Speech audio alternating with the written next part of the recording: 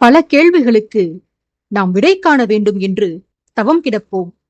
நம் சந்தேகங்களையும் குழப்பங்களையும் தீர்த்து கொள்ள வேண்டும் என்று பெரும் பிரயத்தனப்படுவோம்.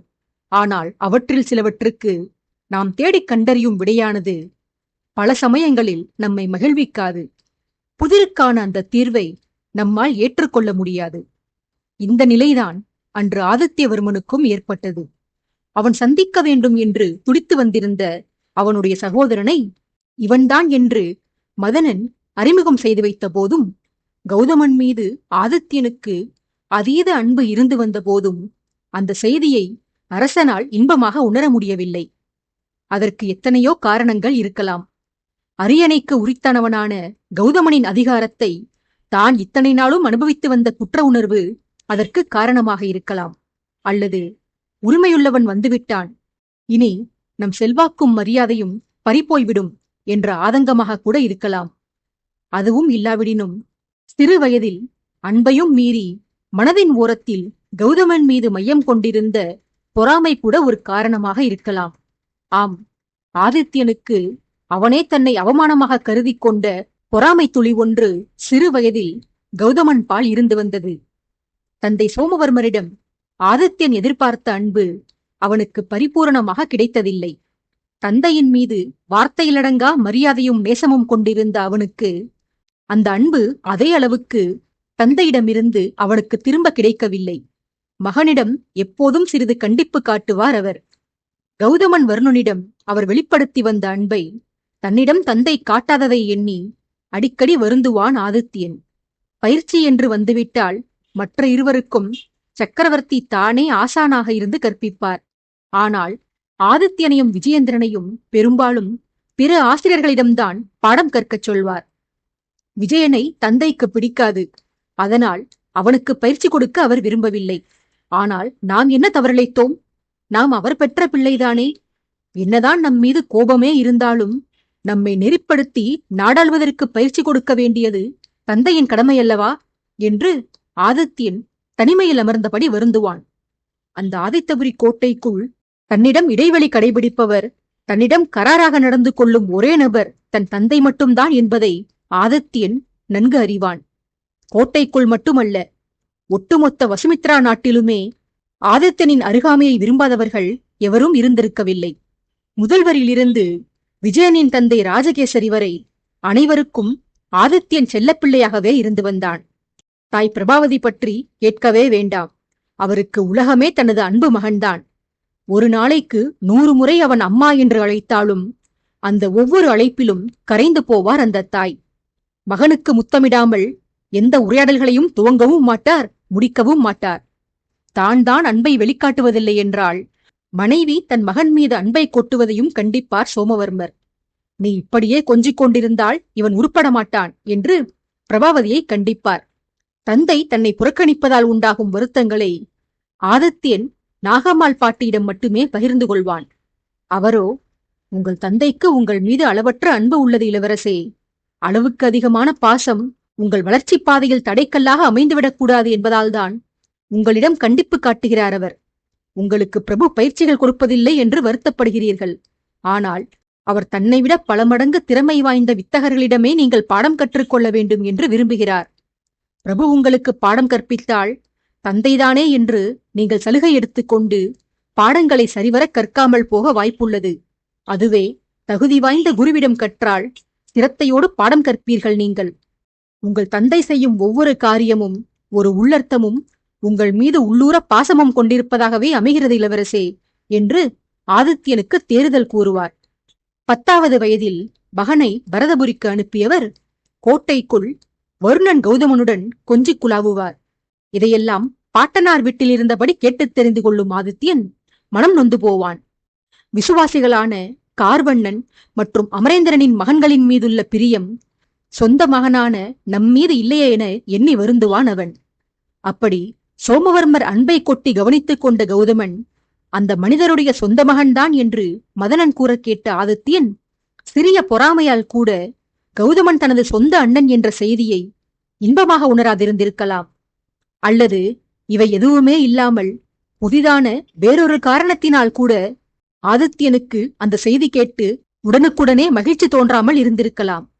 அடுத்தவர் மனதை ஆழத் தோண்டி ஆராய்ச்சி செய்யும் அவன் மனதில் என்ன இருந்தது என்பதை அவன் மட்டுமே அறிவான். ஒருவேளை நீலாதேவி அவ்விடத்தில் இருந்திருந்தால் அவரால் ஆதித்தனின் உள்ளுணர்வுகளை அறிந்திருக்க முடியும். நீலாவைத் தவிர ஆதித்தனை அறிந்து கொள்ளும் ஆற்றல் எவருக்குமே இருக்கவில்லை. பிரதாபனின் சந்தேகத்திற்கு மதனனை முந்திக் கொண்டு தானே பதில் கூறிய அரசன், என்ன மதனா, இதிலும் என் கணிப்பு சரிதானா? நான் ஜனித்த அதே வைகாசி 15ஆம் நாளன்று பிறந்த கௌதமன் அண்ணாவை 2 வயது அதிகமாக காட்ட உங்களால் இதைத் தவிர வேறு எதுவும் செய்திருக்க முடியாது. பொறுத்திருந்து நாட்களை நகர்த்தி சத்துள்ள ஆகாரங்களை கொடுத்து, இல்லை உடல் புஷ்டியாகும்படியான ஆகாரங்களை அவருக்கு கொடுத்து 2 வருடங்களுக்கு பின்பாக எட்டியிருக்க வேண்டிய வளர்ச்சியை முன்பாகவே அவருக்கு கிடைக்கச் செய்து பிரசவத்திற்கு தாய் வீட்டிற்கு சென்ற தேவி மங்கையர்க்கரசிக்கு பிறந்த பிள்ளையாகவே இவரை தலைநகருக்குள் அழைத்து வந்திருக்கிறீர்கள். இதற்கு என் தந்தையும் உங்களுக்கு உறுதுணையாக இருந்திருக்கிறார். அற்புதம்! மகனை மாற்றி என் தாய் பிரபாவதியை வஞ்சித்து விட்டார் என் தந்தை. என் தாய் இளம் வயதில் செய்த பிழைகளுக்காக ஆயுள் முழுவதும் வருந்தும்படியாக பெற்ற பிள்ளையை அவர் பிரிந்திருக்கும்படி செய்துவிட்டார். அன்னையிடமிருந்து மகனை பிரித்துவிட்டு தான் மட்டும் மகனுக்கு வாழ்பெயர்ச்சியும் விற்பெயர்ச்சியும் அளிக்கும் சாக்கில் பிள்ளையை நித்தமும் கொஞ்சிக் குழாவி வந்திருக்கிறார். அடுத்தவர் மகனான என்னை என் தாய் கொஞ்சி மகிழ்வதையும் தடுத்து என்னை தாத்தா வீட்டிற்கு அனுப்பிவிட்டார் அந்த மனிதர். அனுப்பியவர் என் தாய் நீலாதேவியிடமாவது என்னை அனுப்பியிருக்கலாம். அவராவது தன் மகனுடன் இன்பமாக நாளை கடத்தியிருப்பார். 2 மனைவிகளின் பிள்ளைகளையுமே பெற்ற தாய்களிடமிருந்து பறித்து இருவருக்கும் துரோகம் செய்துள்ளார் என் தந்தை.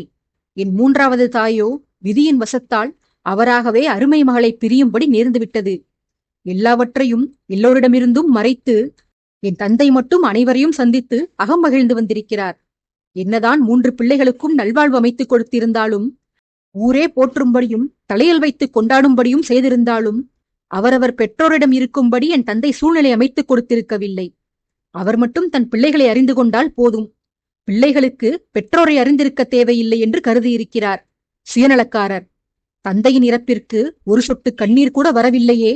கண்ணீரை சொரியாமல் என் கண்கள் என்னை வஞ்சித்து விட்டனவே என்று வருந்தி போயிருந்தேன். ஆனால் இப்போது அதை நினைத்தால் நெஞ்சம் நிம்மதியுறுகிறது. இப்படி ஒரு மோசக்காரருக்காக கண்ணீரை வீணடிப்பது உகந்த செயல் அல்ல என ஆதித்யன் வருந்தி புலம்பினான்.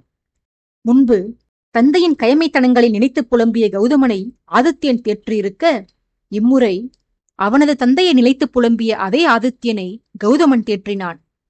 தங்கள் தந்தை மோசமானவர் அல்ல பிரபு. அவர் நாடு போற்றும் உத்தமர்.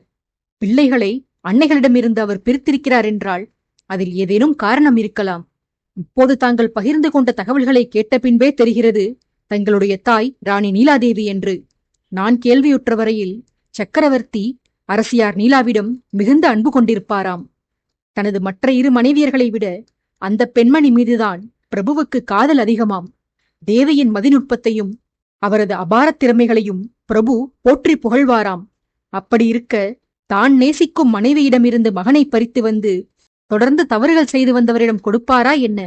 இருந்தும் தங்களை ராணி பிரபாவதியிடம் வளரச் செய்திருக்கிறார். இதற்கு காரணம் தேவி நீலாவே இதை விரும்பியிருக்க வேண்டும்.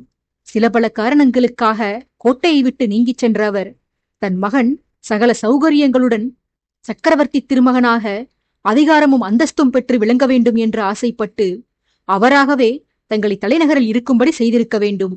இதில் சக்கரவர்த்தி வஞ்சகம் செய்திருக்க வாய்ப்பில்லை அரசே.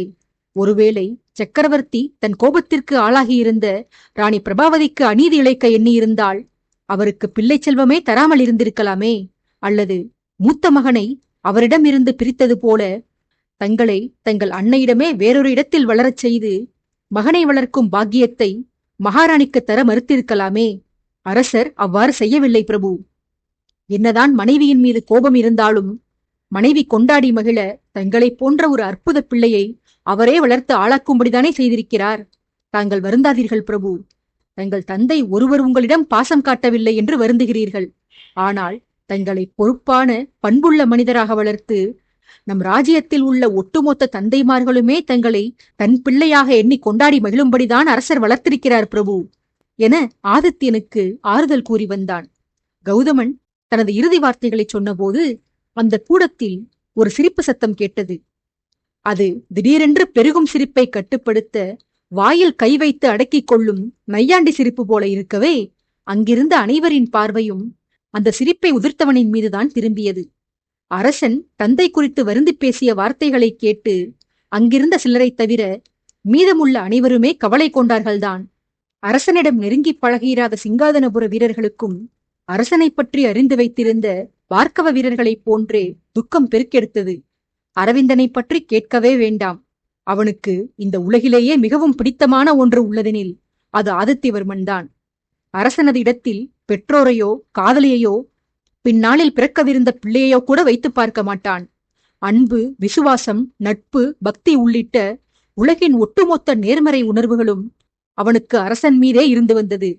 அப்படிப்பட்ட அன்பாளன் அரசனின் சோகப்பிதற்றலை தாங்கிக் கொள்ள முடியாமலும் கண்ணீரை பொழிந்தால் அது 6 அடிக்கும் மேல் வளர்ந்திருக்கும் தன் உயரத்திற்கு பொருந்தாது என்று எண்ணியபடியாலும் உதடுகளை அழுத்தி முகத்தின் சதைகளை இறுக்கமாக்கி அழுகையை கட்டுப்படுத்தி இருந்தான்.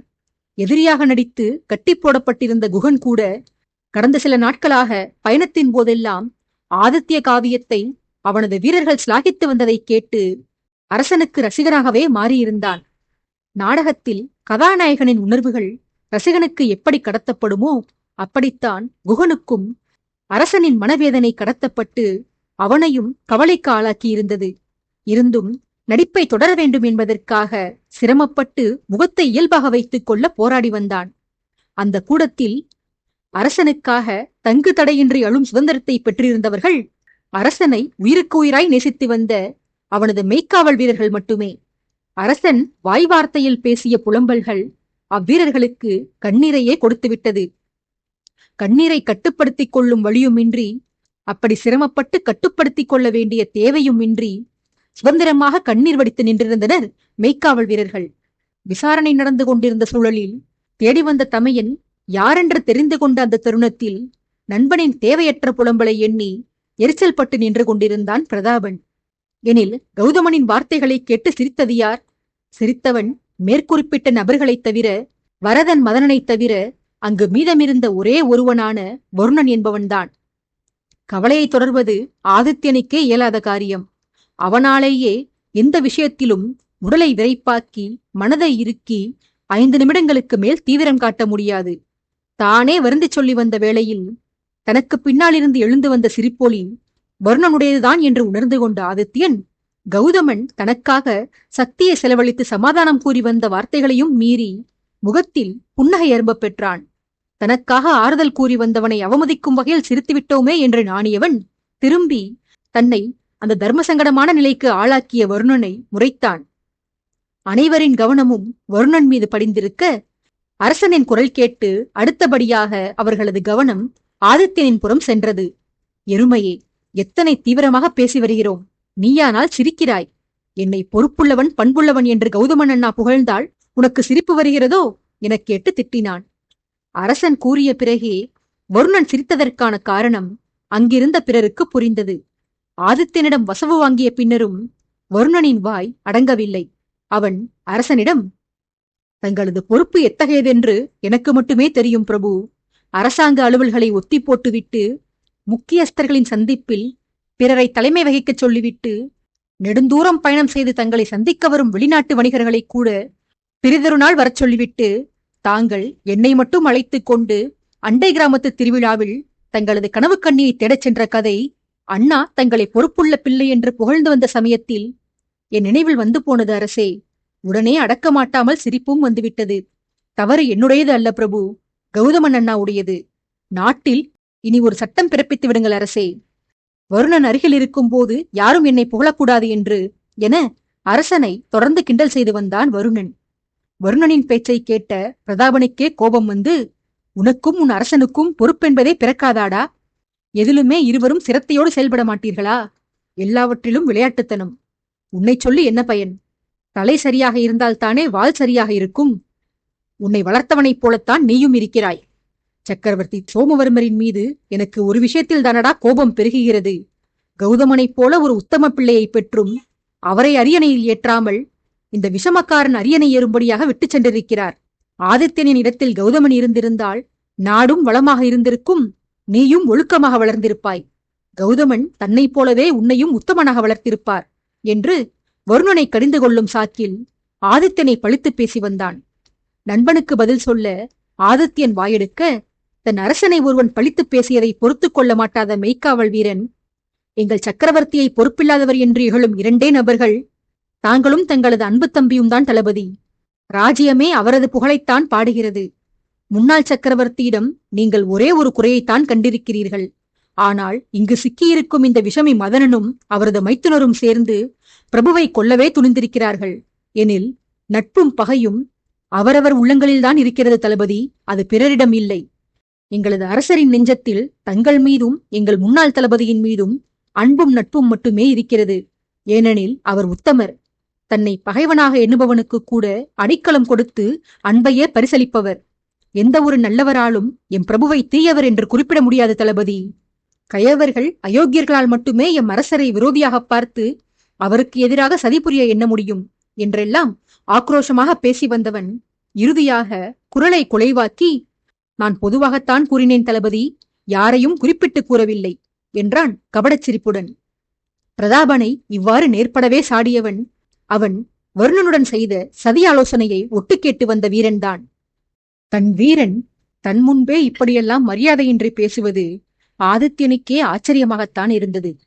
தன் படைத்தலைவனின் சதிகளை செவிமடுத்ததில் ஆவேசமுற்றே இவ்வாறு நிதானமில்லாமல் உணர்ச்சிகளை கொட்டுகிறான் என்பதை உணர்ந்து கொண்ட ஆதித்யன் அவ்வீரனை வெளியே அழைத்துச் சென்று சமாதானப்படுத்துமாறு மற்றொரு வீரனிடம் கூறி அனுப்பி வைத்தான். நிலைமையை சகஜமாக்க மதனனை கதையை தொடரும்படி பணித்தான் அரசன். மதனன் ஆரம்பித்தான். அவன் கதையை துவங்கும் முன்பாக அரசனிடம், பிரபு, சற்று முன்னர் தாங்கள் ஏதோ சந்தேகம் கேட்க முற்பட்டீர்களே. தளபதி பிரதாபனது கேள்வியால் தாங்கள் கேட்க வந்த கேள்வி தடைபட்டு போனது. தங்கள் ஐயத்தை கேளுங்கள், விடையளிக்கிறேன் என ஆர்வமாக கேட்டான். அரசன் முறுவலிட்டு, அது இப்போது தேவையில்லை மதனா, சமயம் வரும்போது கேட்கிறேன். ஒருவேளை அதை கேட்பதற்கான அவசியம் இல்லாமலேயே கூட போகலாம். அதாவது அந்த ஐயத்திற்கான தீர்வை நானே கண்டறிந்து கொள்ளலாம். இப்போதைக்கு மேற்கொண்டு கூறு. கௌதமன் அண்ணாவிற்கு சேர வேண்டிய ராஜ்யத்தை முதல்வர் முழு மனதுடன் ஆதித்யனான நான் ஏற்றுக்கொள்ளும்படி என் தந்தைக்கு ஆலோசனை செய்திருக்கிறார் என்று. எனில் அதன் பின்பு ஏன் என் தந்தையை மாய்க்க அவர் சதி புரிய வேண்டும்? தங்கையை மனம் செய்து வைக்காததால் முதல்வருக்கு என் தந்தை மீது கோபம் இருந்தது. ஆனால் பெற்ற மகனையே அரசர் அவருக்கு தாரை வார்த்து விட்டாரே. எனில் முதல்வர் என் தந்தையிடம் நன்றி விசுவாசம்தானே காட்டியிருக்க வேண்டும். எதற்காக அவரது உயிரை மாய்க்க சதி புரிந்திருக்க வேண்டும் என்று வினவினான்.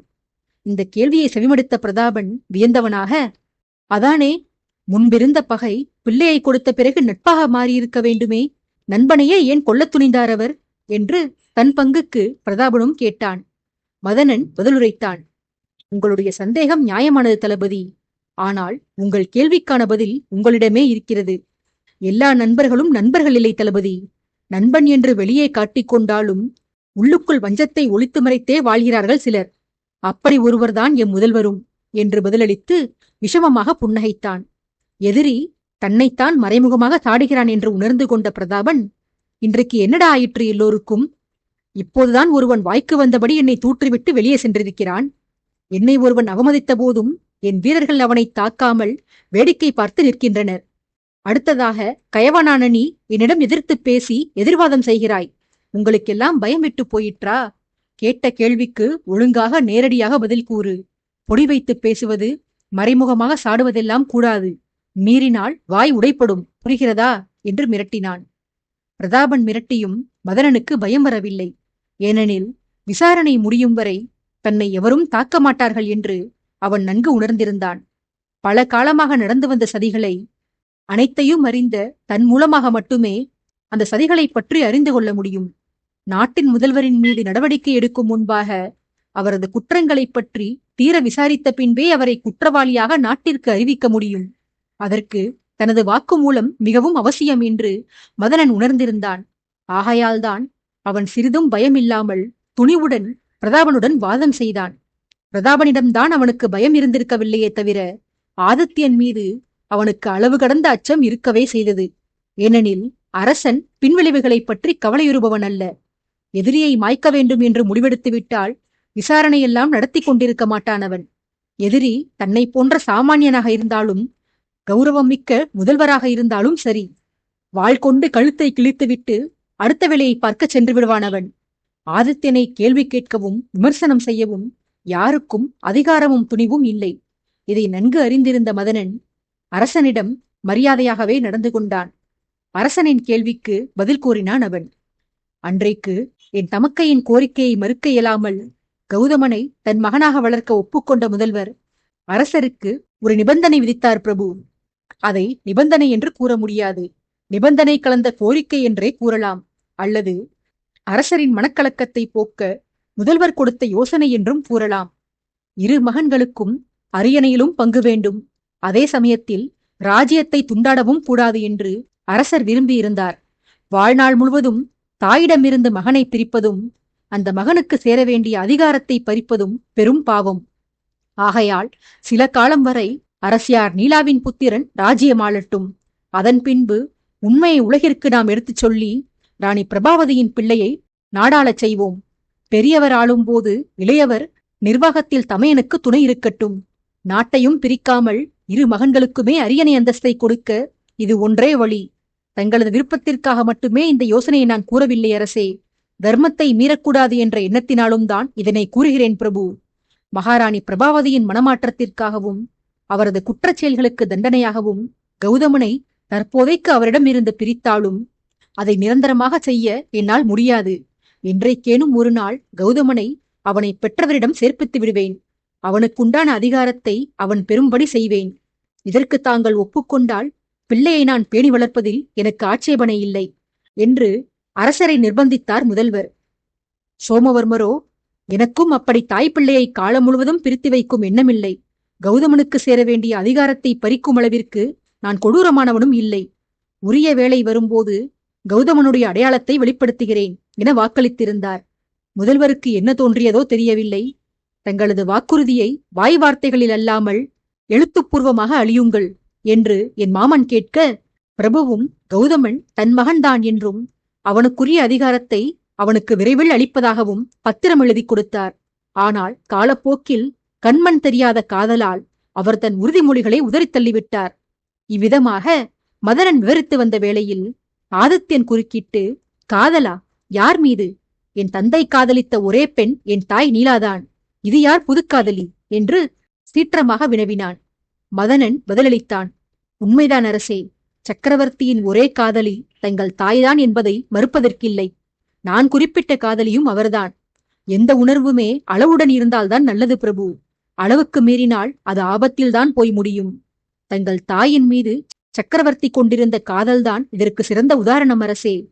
நீலாதேவியிடம் மனதை பறிகொடுத்திருந்த அவர் அந்த பெண்மணியை தன்னுடன் அரியணையில் அமர்த்திக் கொள்ள முடியவில்லையே என்று ஆதங்கப்பட்ட அவர், அந்த மடந்தைக்கு மகாராணி என்ற அந்தஸ்தை வழங்க முடியவில்லையே என்று வருந்தி வந்த அவர், தன் இளைய மனைவியை வஞ்சித்து அவர் பிள்ளையை பறித்ததோடு பெற்றவளை கோட்டையை விட்டு துரத்திய முதல் மனைவியின் பிள்ளை அவரிடம் சேரக்கூடாது என்று மனதில் வஞ்சத்தை வளர்த்து கொண்டார்.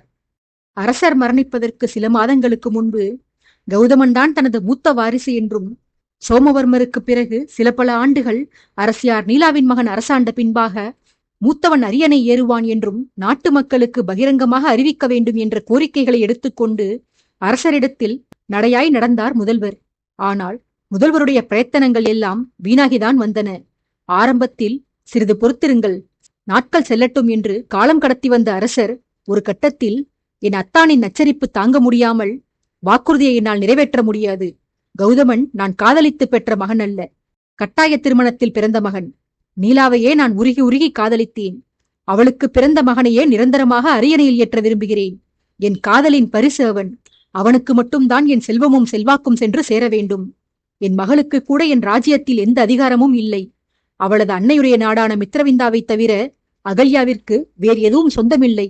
அனைத்தும் என் இளைய மகனுக்கே சொந்தம் என்று திட்டவட்டமாக சொல்லிவிட்டார். பெற்ற பிள்ளைகளில் பேதம் பார்த்த அரசரின் மீது ஆவேசம் வரப்பெற்ற முதல்வர், வாக்குறுதி மீறுவது அரசனுக்கு அழகல்ல பிரபு. அரசன் தன் கடமையை செய்ய தவறினால் பொறுப்புள்ள அமைச்சன் அதை செய்து முடிப்பான். தர்மத்தை ஸ்தாபிக்க வேண்டிய அமைச்சர் என்ற முறையிலும் சரி, கௌதமன் மீது அன்பை கொட்டி வளர்த்த தந்தை என்ற முறையிலும் சரி, என் மகனுக்கு உரித்தான உரிமையை அவனுக்கு நான் பெற்றுக் கொடுப்பேன் என்று சவால் விட்டு வந்தார் முதல்வர். தான் எழுதி கொடுத்த வாக்குறுதி பத்திரம்தான் தன் எண்ணத்திற்கு குறுக்கே நிற்கிறது என்று உணர்ந்த அரசர் அந்த பத்திரத்தை முதல்வரின் வீட்டிலிருந்து திருடி வர எண்ணம் கொண்டார். தனது ரகசியங்கள் யாவும் அறிந்த, தன் மீது பூரண விசுவாசம் கொண்ட அமரேந்திரன் தான் அந்த காரியத்தை செய்ய தகுந்தவன் என்று உணர்ந்து பத்திரத்தை திருடி வருமாறு அமரனை பணித்தார். ஒரு நாள் ஆண்கள் இல்லாத நேரத்தில் வீட்டிற்கு வந்திருந்த அமரன் தன் மனைவியை என் தமக்கையுடன் உரையாடச் சொல்லிவிட்டு மாளிகையின் பின்கட்டில் இருந்து ஏதோ எரியும் வாடை வருவதாக பொய் கூறி அதை சோதிப்பதாக சொல்லி சென்றவன் முதல்வர் பெட்டியில் பாதுகாத்து வைத்திருந்த ஒப்புதல் பத்திரத்தை களவாடிச் சென்றான். சென்றவன் அதை கையோடு எரித்தும் போட்டான். இந்த சதியை கண்டறிந்த முதல்வர் அரசரிடம் சென்று முறையிட்டார். இது தங்களுக்கே அடுக்குமா பிரபு?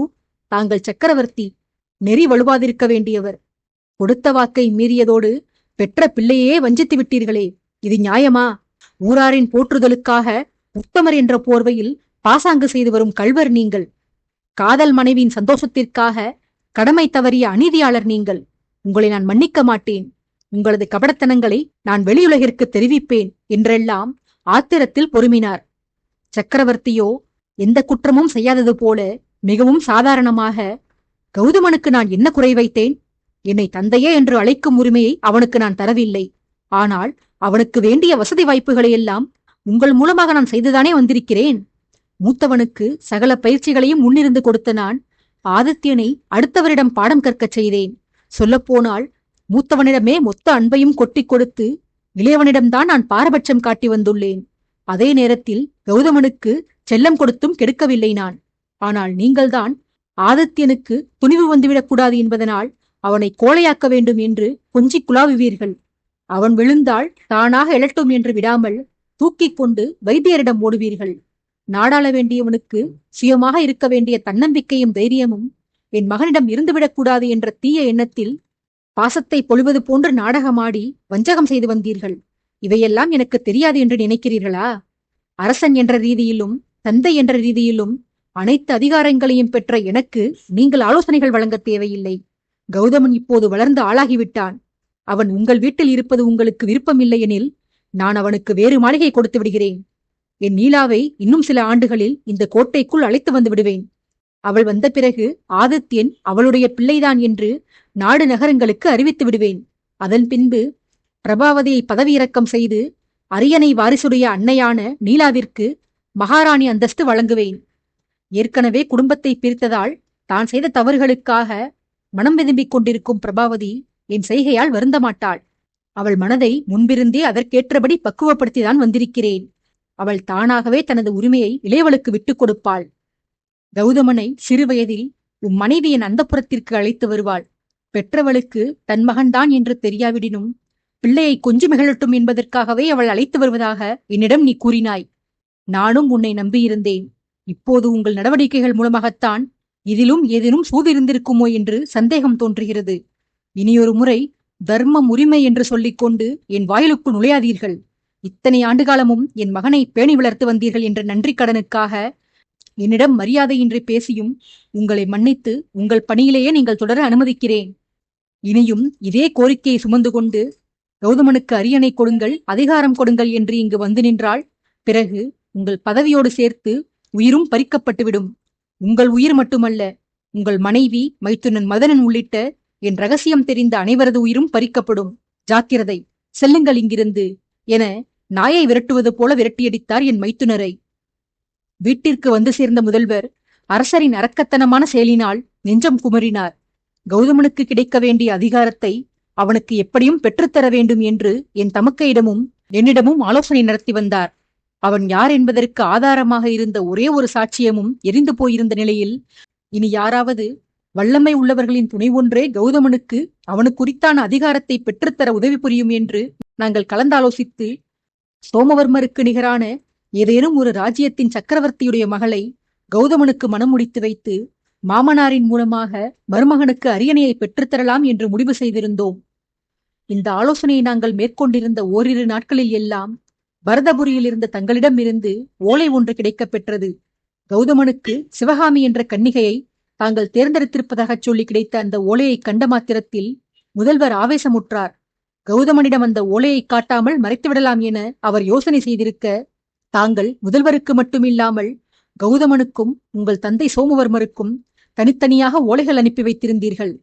அதனால் கௌதமனிடம் இதை மறைக்க இயலாமல் போனது. அவனிடம் இந்த கன்னிகை வேண்டாம் எனவும் அவளை விட அழகும் செல்வாக்கும் படைத்த ஒரு பெண்ணை மணமுடித்து தருவதாகவும் நாங்கள் எவ்வளவோ சமாதானம் செய்தோம். ஆனால் அவனோ இளவரசரின் ஆசை தனது ஆணை என்று பிடிவாதமாக சொல்லிவிட்டான். இதற்கு பின்பாக சக்கரவர்த்தி குடும்பத்தினரின் மீது முதல்வருக்கு இருந்த கோபம் கொந்தளிப்பாக மாறியது. தன்னுடன் சேர்த்து பெற்ற மகனையே ஏமாற்றி வஞ்சித்த அம்மனிதர் இனியும் வாழக்கூடாது என்று முடிவெடுத்த முதல்வர் கௌதமனின் திருமணம் முடிந்த பின்பாக கோட்டை தளபதி ராஜகேசரியுடன் கைகோர்த்து கொண்டு பிரபுவின் உணவில் விஷம் கலக்க துவங்கினார்.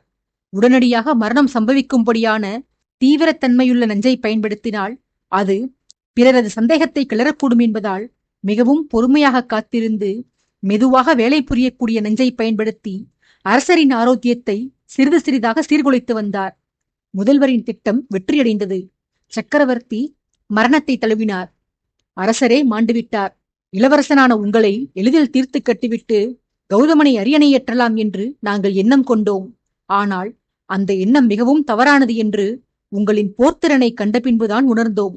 தூரத்தில் பாட்டனார் வீட்டில் வளர்ந்து வந்த உங்களுக்கு எங்கே பெரிய வீரமும் துணிச்சலும் இருந்துவிடப் போகிறது என்று நாங்கள் எண்ணிவிட்டோம்.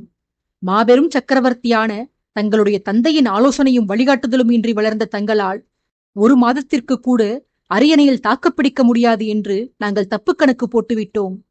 தாங்கள் அரசேற்ற பின்பாக நாங்களே ஒரு பொய்யான போரை உருவாக்கி அதில் எதிரிகள் மூலமாக உங்களை அழித்து வீழ்த்திவிடலாம் என்று யோசித்திருந்தோம். அதற்காகவே பரத்வாஜ் என்ற வடநாட்டு மன்னனுக்கு வலுவான ஆளுமை இல்லாத வசுமித்ராவின் மீது படையெடுத்து வரும்படி தூது அனுப்பினோம். ஆனால் நாங்களே எதிர்பார்த்திராத வண்ணம் சக்கரவர்த்தியின் இறப்பை பயன்படுத்தி கொண்டு பார்க்கவ அரசர் படையெடுத்து வந்துவிட்டார். ஏதோ 1000 போர்களை கண்டவர் போல மிகவும் சாவதானமாக பார்க்கவ படைகளை நீங்கள் எதிர்கொண்டதை கண்ட மாத்திரத்தில் வீணாக வடநாட்டு மன்னனுக்கு யமனை சந்திக்க வரச் சொல்லி நாங்களே அழைப்பு விடுத்தது போல ஆகிவிட்டதே என்று வருந்தி அவனது வருகையை தடுக்க முயன்றோம். ஆனால் எங்கள் தகவல் அவனுக்கு சென்று சேரும் முன்பாக பரத்வாஜ் ஆதித்தபுரியை நெருங்கி வந்து விட்டான். எங்களாலும் அவனை தடுக்க இயலாமல் போனது. அவனிடம் ருத்ரதாண்டவத்தை காட்டிய தாங்கள் அடுத்தடுத்து போர்கள் வெற்றிகள் என நெருங்க முடியாத உயரத்திற்கு வளர்ந்து சென்றீர்கள். தங்கள் மீது பிரஜைகளுக்கு பக்தியும் வெறியும் உண்டாகியது. தங்கள் உடலில் காயம்பட்டாலே அதைக் கண்டு வெகுண்டு போகும் அளவிற்கு ஜனங்கள் ஆவேசப்பட்டனர். வாள் கொண்டு உங்களை வீழ்த்துவது நடவாத காரியம் என்று உணர்ந்த நாங்கள் தங்கள் தந்தைக்கு செய்தது போலவே தங்களையும் விஷம் கொடுத்து சிறிது சிறிதாக மாய்த்து விடலாம் என்று கருதினோம். ஆனால் வருணனோ நீங்கள் சுவாசிக்கும் காற்றையும் பருகும் தண்ணீரையும் கூட பரிசோதிக்க தவறவில்லை. எப்போதாவது சில முறை கடமையில் தவறுவான். அந்த தருணங்களை பயன்படுத்தி கொண்டு தங்களுக்கு விஷம் கொடுக்கலாம் என்று அரண்மனை சமையல் கூட பணியாளர்களிலும் உணவு பரிமாறும் சேவகர்களிலும் எங்கள் ஆட்களை கலக்க விட்டிருந்தோம். அதையும் இந்த வருணன் கெடுத்துவிட்டான். நாங்கள் உங்களை மாய்க்க ஆட்களை ஏற்பாடு செய்தால் இவனோ உங்களை காக்க அந்தப்புரத்திற்குள் உங்களுக்கே தெரியாமல் வீரப்பெண்கள் நிறைந்த ஒரு படையையே அனுப்பி வைத்திருந்தான். இது போதாதென்று இதற்கெல்லாம் சிகரம் வைத்தாற்போல் உங்களின் பாதுகாப்பு ஒன்றிற்காகவே வாகினியை காதலித்து அவளுக்கு தானே பயிற்சிகளை கொடுத்து அவளை தங்களது அந்தப்புற காவல் அதிகாரியாகவும் பணியமர்த்தினான்.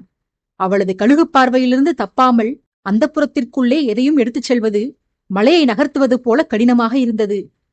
அவளுடைய பணி நேரத்தில் தங்களுக்கான உணவுகள் அவள் தானாக சோதனையிட்ட பின்னரே தங்களது மேஜையை வந்து சேரும்படி செய்திருந்தாள். அவளது ஓய்வு நேரத்தில் அவளுக்கு நம்பகமான பிற பெண்கள் அந்த பணியை செவ்வனே செய்து வந்தனர். வெளியே வருணன் என்றால் உள்ளே வாகினி. இருவரையும் மீறி தங்கள் உணவில் விஷம் கலக்குவது இயலாத காரியமாயிற்று.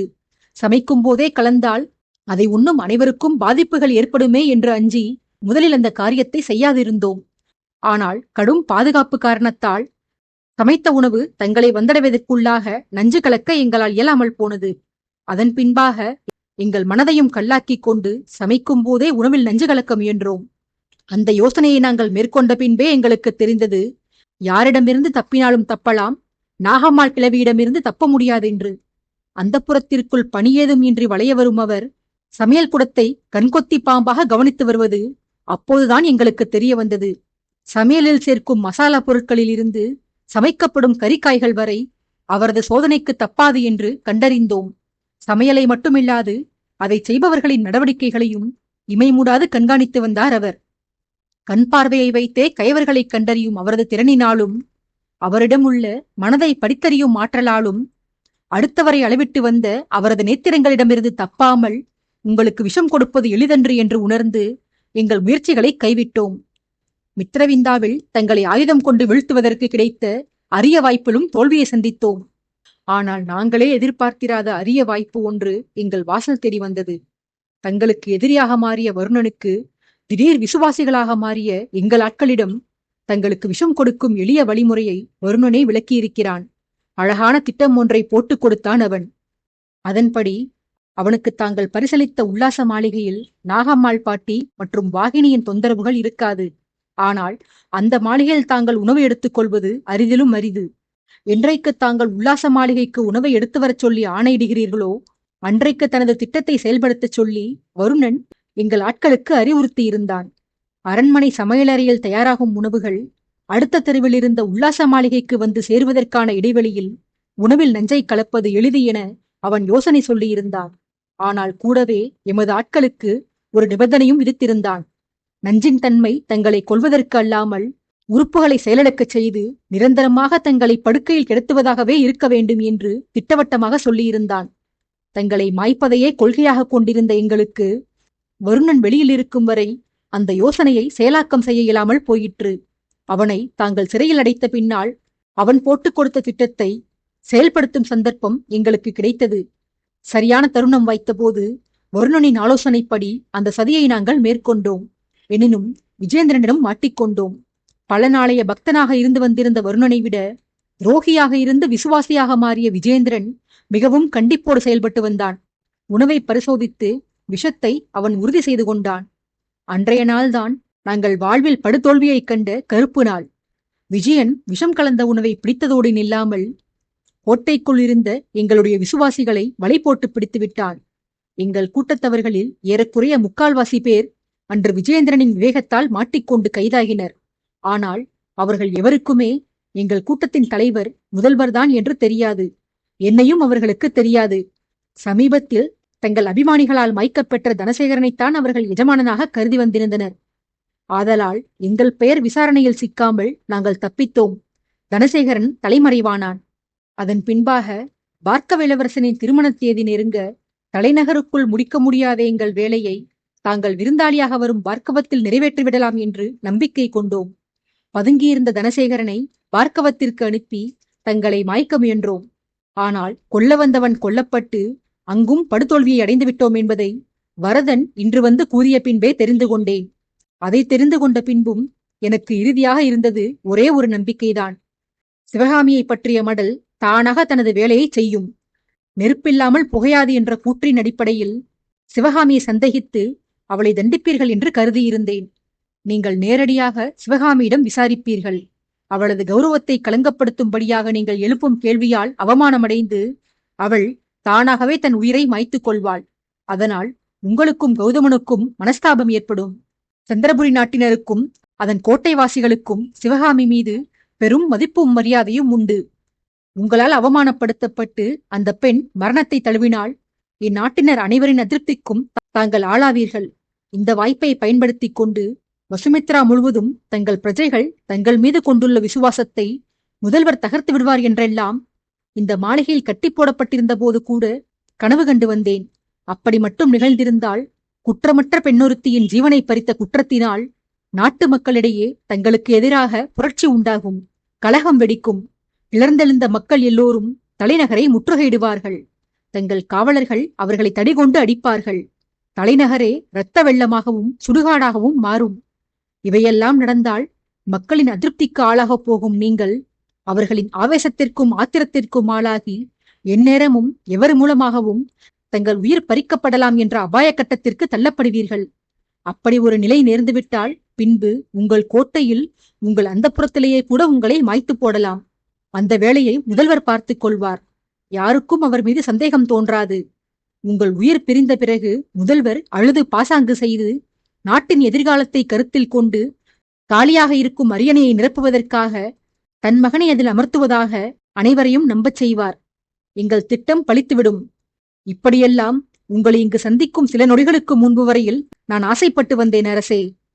ஆனால் என் கற்பனைகளும் ஆசைகளும் கடல் நீர் ஆவியாவதைப் போல மாயமாய் மறைந்துவிட்டன. இவ்வாறு மூச்சு விடாமல் நெடிய விளக்கத்தை கொடுத்து வருத்தத்தில் முகத்தை தொங்க போட்டுக் கொண்டான் மதனன். தலை கவிழ்ந்திருந்தவனின் முடியை கொத்தாகப் பற்றி தூக்கிய அரசன் பற்களை நரநரவென கடித்தவாறே, கனவு காணுவதற்கும் ஒரு வரையறை வேண்டாம். எத்தனையோ ஆண்டுகளாக என் முன்னோர் கட்டிக்காத்து வந்த எங்கள் குலப்பெருமையை ஒரே நாளில் நீ தகர்த்து விடுவாயா? அரியணை ஏறுவதற்கு முன்பு இளவரசனாக இருந்த போதிருந்தே நாட்டு மக்களுடன் கலந்துரையாடி அவர்களது இன்பத் துன்பங்களில் பங்கேற்று அவர்களுடைய குறைகளை களைந்தெறிந்து என் இளமையெல்லாம் மேற்சொன்ன செயல்களுக்காகவே அர்ப்பணித்து வந்திருக்கிறேன். இத்தனை காலம் நான் சிரமப்பட்டு சம்பாதித்த நற்பெயர்களை உள்ளநரிகள் நீங்கள் வந்து ஒரே நாளில் கெடுத்துவிட்டு போக நான் அனுமதிப்பேனா என்ன? எனக் காட்டமாக கேட்டு பிடித்திருந்த முடியை மேலும் இறுக்கினான் அரசன்.